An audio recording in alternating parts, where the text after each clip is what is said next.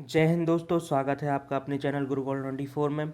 हम यहाँ daily current affair के सुपरटेंट क्वेश्चंस पढ़ेंगे और इन क्वेश्चंस की पीडीएफ फाइल आप हमारे टेलीग्राम चैनल से डाउनलोड कर सकते हैं। चलिए देख लेते हैं हमारा पिछला जैकपॉट क्वेश्चन।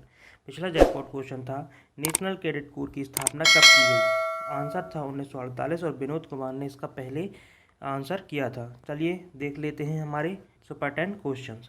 किस राज्य सरकार ने पहली समुद्री एम्बुलेंस प्रतीक्षा की शुरुआत की। ऑप्शन है केरल, मध्य प्रदेश, गुजरात या हरियाणा। हाल ही में केरल सरकार ने अपनी पहली प्रतीक्षा एम्बुलेंस सेवा की शुरुआत की है। केरल के मुख्यमंत्री पिनाराई विजयन ने केरल में तिरुवनंतपुरम जिले में विझिंजाम गांव में प्रतीक्षा नाम की पहली समुद्री एम्बुलेंस की शुरुआत की है। इसके साथ ही प्रत्यक्ष और करुण दो एम्बुलेंस समुद्री सेवा और शुरुआत करी जानी है। एर्नाकुलम में प्रत्यक्ष और कोझिकोड में करुण, यह दो समुद्री एम्बुलेंस सेवा की शुरुआत भी करी जानी है।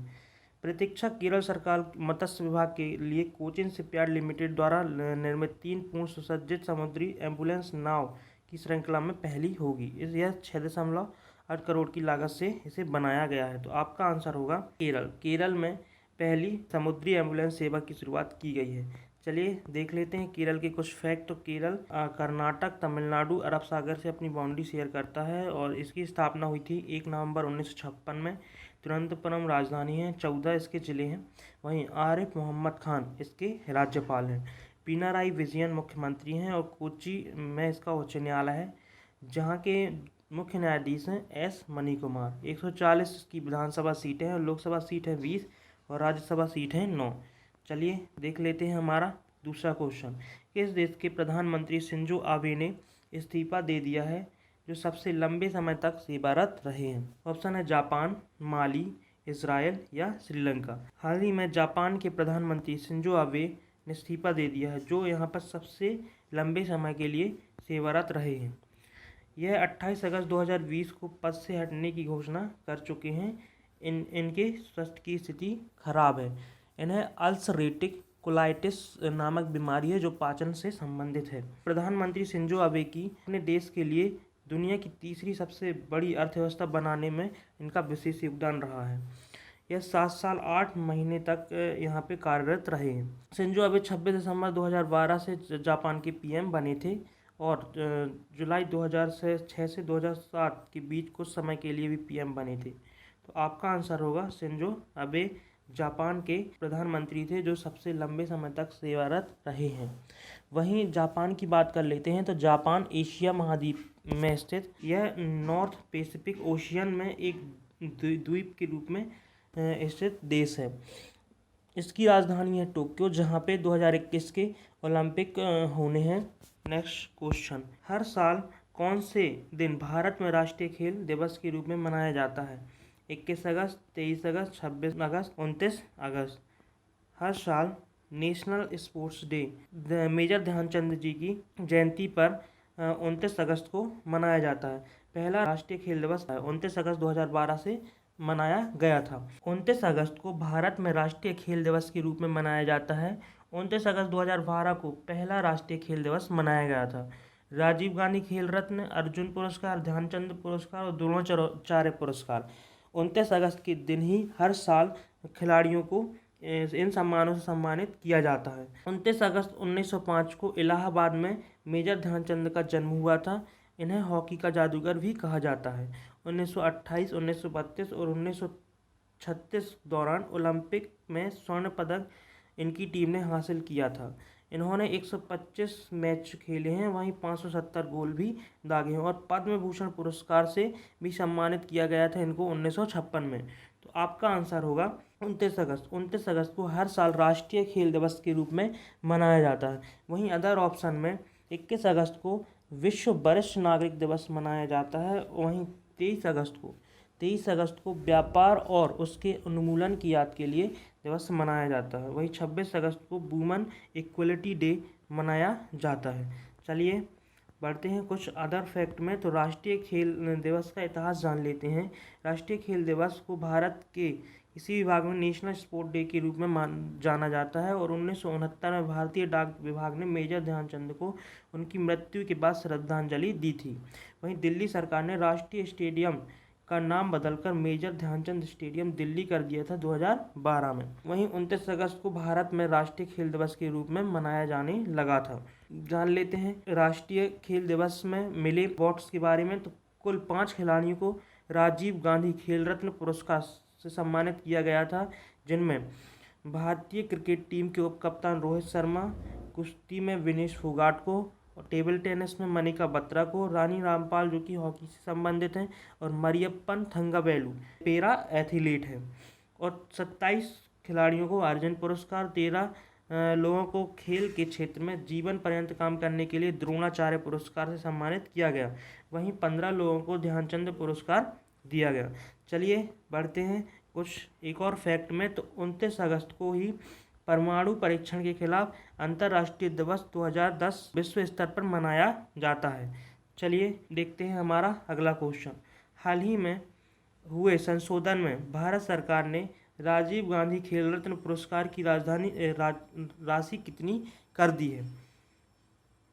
ऑप्शन है 7.5 लाख, 10 लाख, 15 लाख या 25 लाख।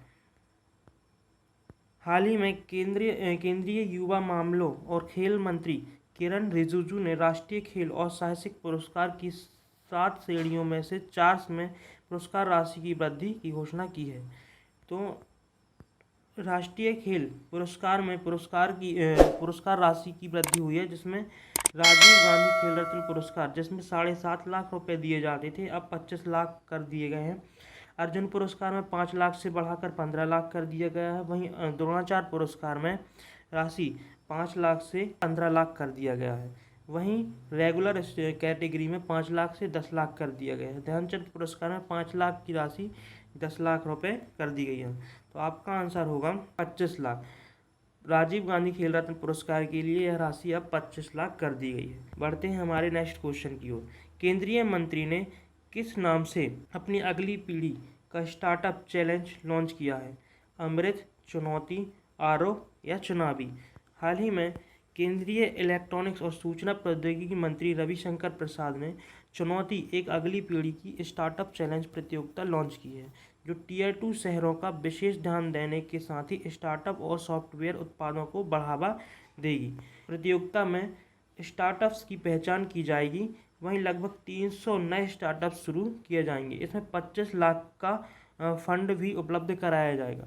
95.03 करोड़ का बजट सरकार द्वारा अभी हाल ही में इसके लिए निकाला गया है। एजुटेक, एग्रीटेक, फिनटेक सॉल्यूशन आम जनता के लिए आपूर्ति श्रृंखला, रसद और परिवहन प्रबंधन, infrastructure, remote monitoring, medical health care, diagnosis, preventing और साइकोलॉजिकल केयर, नौकरियां, कौशल, भाषाई उपकरण, प्रौद्योगिकी जैसी सुविधाएं उपलब्ध कराई जाएंगी।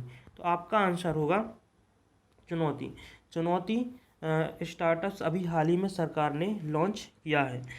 हाल ही में T20 क्रिकेट में 500 विकेट लेने वाले पहले गेंदबाज बने। ऑप्शन है James Anderson, Devin Bravo, Tharanga Paranavitana, AR Laxman. तो हाल ही में वेस्ट इंडीज़ के ऑलराउंडर डेविन ब्रावो जो T20 मैच के स्पेशलिस्ट हैं, उन्होंने 500 विकेट लेने का कारनामा किया है सबसे पहले T20 में। यह कैरिबियन प्रीमियर लीग में 2020 के एक मैच में इन्होंने यह उपलब्धि हासिल कर ली है। ब्रावो ने रहकेम कार्नवाल को 18 विकेट लेकर अपना 500वां विकेट लिया है। श्रीलंका के लसित मलिंगा T20 विकेट में 339 मैचों में 389 विकेट के साथ दूसरे सबसे ज़्यादा विकेट लेने वाले गेंदबाज हैं। तो आपका आंसर होगा Dwayne Bravo. Dwayne Bravo T20 cricket में 500 विकेट लेने का कारनामा करने वाले पहले गेंदबाज बने हैं। वहीं ऑप्शन में है जेम्स एंडरसन। तो अभी हाल ही में यह 600 विकेट लेने वाले अंतर्राष्ट्रीय क्रिकेट में 600 विकेट लेने वाले सबसे तेज गेंदबाज बने हैं। वहीं थरंगा परनविताना श्रीलंकाई क्रिकेटर हैं जो अभी हाल ही में रिटायरमेंट की घोषणा की है इन्होंने। AR लक्ष्मणन यह सुप्रीम कोर्ट के पूर्व न्यायाधीश हैं जिनकी अभी हाल ही में निधन हो गया है। चलिए बढ़ते हैं हमारे नेक्स्ट क्वेश्चन की ओर। भारत का 51वां अंतर्राष्ट्रीय फिल्म महोत्सव कहाँ आयोजन किया जाएगा? गोवा, केरल, उत्तर प्रदेश या मिजोरम? भारत का 51वां अंतर्राष्ट्रीय फिल्म महोत्सव 20 से 28 नवंबर तक गोवा में आयोजित किया जाएगा। यह फिल्म फेस्टिवल कोविड-19 के कारण हाइब्रिड फिल्म फेस्टिवल है जो आधिकारिक डिजिटल प्लेटफॉर्म पर फिल्मों के साथ साथ थिएटर स्क्रीनिंग भी प्रदर्शित करेगा। तो आपका आंसर होगा गोवा। बात कर लेते हैं, गोवा पहला राज्य है जो शादी के रजिस्ट्रेशन पर HIV टेस्ट को इन्होंने अनिवार्य कर दिया है। वहीं गोवा के तट पर वरुण सैन्याभ्यास अभी हाल ही में किया था फ्रांस और इंडियन आर्मी ने। वहीं गोवा कोविड-19 मुक्त होने वाला पहला राज्य भी अभी हाल ही में बना था।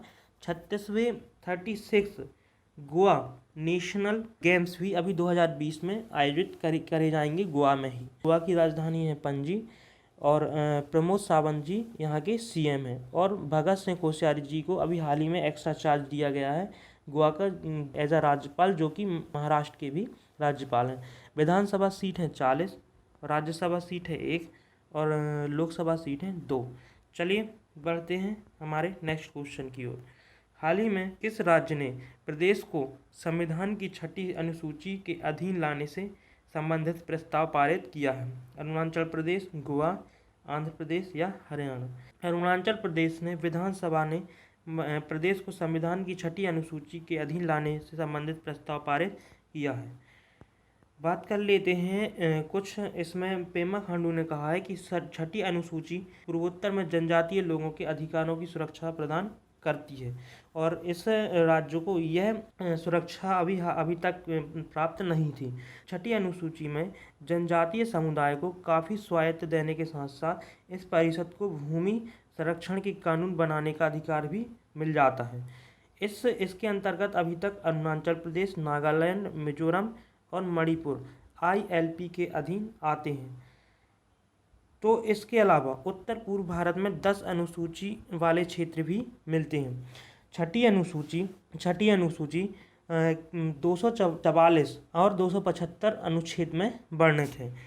वहीं बात कर लेते हैं कुछ और फैक्ट 6ठी अनुसूची के बारे में। तो इसके अंतर्गत कुछ स्वायत्त जिले अपनी ILP इनर लाइन परमिट बनाई जा सकती है, जिसमें मेघालय ने खासी हिल्स बनाई है, जैंतिया और गारो हिल्स ऑटोनॉमस डिस्ट्रिक्ट काउंसिल का निर्माण किया है। वहीं मिजोरम ने चकमा, लाई और मारा इन ऑटोनॉमस डिस्ट्रिक्ट काउंसिल का निर्माण किया है। त्रिपुरा में त्रिपुरा ट्राइबल एरिया, असम में डीमा हासो, करबी और बोडोलैंड टेरिटोरियल काउंसिल का निर्माण किया गया है।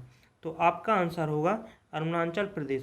तो बात कर लेते हैं अरुणाचल प्रदेश की। तो अरुणाचल प्रदेश की राजधानी ईटानगर, अंग्रेजी यहाँ की ऑफिशियल लैंग्वेज है और VD मिश्रा यहाँ की राज्यपाल हैं। पेमा खांडू जी यहाँ के मुख्यमंत्री हैं, जिन्होंने प्रस्ताव को मंजूरी भी दी है।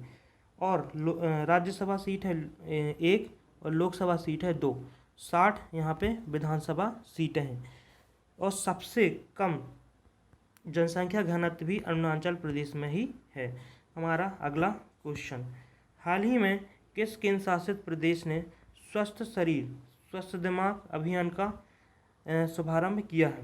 दिल्ली, जम्मू कश्मीर, चंडीगढ़ या दमन और दीव? हाल ही में दिल्ली सरकार ने कोविड-19 महामारी के कारण स्कूलों और कॉलेज पर लगाए गए ताले की वजह से हेल्दी बॉडी हेल्दी माइंड यानी स्वस्थ शरीर स्वस्थ दिमाग फिटनेस अभियान की शुरुआत, इसमें एक यूट्यूब चैनल की शुरुआत किया गया है जो प्रत्येक बुधवार को एक वीडियो अपलोड होगा और इसके जरिए छात्र सर्वव्यापी महामारी से बचने के लिए फिटनेस बनाए रखने और शारीरिक गतिविधियों के लिए सप्ताह तक अभ्यास कर सकते हैं। तो आपका आंसर होगा दिल्ली सरकार। दिल्ली 2020 को अपनी स्वर्ण जयंती वर्षगांठ मनाई। ITBP, SSB, BPRD, CRPF। हाल ही में 28 अगस्त 2020 को पुलिस अनुसंधान एवं विकास ब्यूरो BPR&D ने स्वर्ण जयंती की वर्षगांठ मनाई है। भारत सरकार के गृह मंत्रालय के एक प्रस्ताव के जरिए 28 अगस्त 1970 को इसकी स्थापना की गई थी। ब्यूरो की स्थापना नीति निर्माण करने, विज्ञान एवं प्रौद्योगिकी की अनुप्रयोग के उद्देश्य से इसकी स्थापना की गई थी। तो आपका आंसर होगा BPRD। BPRD की अभी हाल ही में स्वर्ण जयंती मनाया गया है। चलिए बढ़ते हैं कुछ और अदर फैक्ट के बारे में। तो BPRD 2 प्रभागों से मिलकर बना है, अनुसंधान, प्रकाशन, सांख्यिकी प्रभाग और विकास प्रभाग। अन्य 2 डिवीजन में प्रशिक्षण विभाग है और सुधारक प्रभाग हैं। इनकी स्थापना हुई थी क्रमशः 1973 और 1995। साल 2008 में राष्ट्रीय पुलिस मिशन जोड़ा गया था और विकास प्रभाग का पुनर्गठन आधुनिकीकरण प्रभाग किया गया था।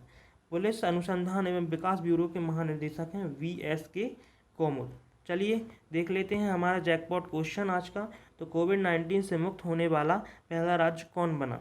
दिल्ली, गोवा, मणिपुर या केरल? इसका आंसर आप कमेंट बॉक्स में करिए।